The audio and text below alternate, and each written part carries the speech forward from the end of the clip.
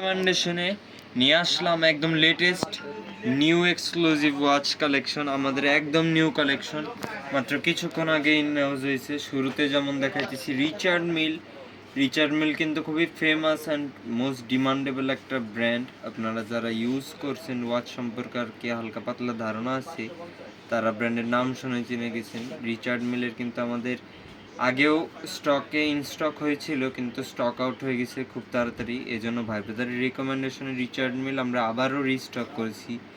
এই যে এটার একটা কালার ইয়েলো কালারের স্ট্রাইপের ভিতরে। রিচার্ড মিলের কিন্তু টোটাল 3টা কালার অ্যাভেলেবেল আছে আমাদের কাছে। ইয়েলো কালার দেখিয়েছি, এই যে একটা গ্রিন কালার, আর অলরেডি কিন্তু আমি নিজে পার্সোনালি একটা ইউজ করছি ব্লু স্ট্রাইপের ভিতরে। তারপরে এই যে একটা আছে, এটা আবার রোলেক্সের, আর এটা কিন্তু ফুললি অটোমেটিক মুভমেন্ট। তার মানে বুঝতে পারতেছেন যে কতটা প্রিমিয়াম কোয়ালিটি ওয়াচ। রোলেক্সেরই ব্ল্যাক কালার আমরা আরেকটা মডেল অ্যাভেলেবেল পেয়ে গেছি আমাদের কাছে। এই যে আগেরটা একটু বেশি ভিতরে হেজি ছিল, আর এটা একদম সিম্পলের ভিতরে, যার জন্য দুইটা পাশাপাশি রেখে দেখা দিচ্ছি। আরেকটা আছে, এটা আবার এম্পোরিও আরমানির, এটাও কিন্তু ব্ল্যাক কালার বলতে ওরকম ডিপ ব্ল্যাক না, লাইট ব্ল্যাক কালার।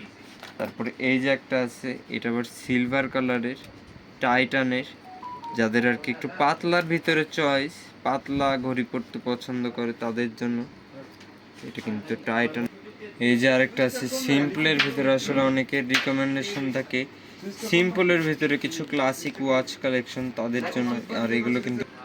এই যে একটা আছে, এটা আবার পাটেক ফিলিপের, এটাও কিন্তু একদম সিম্পলের ভিতরে, একদম খুবই প্রিমিয়াম কোয়ালিটি। এটার কোয়ালিটি আসলে সামনাসামনি না দেখলে বুঝতে পারবে না।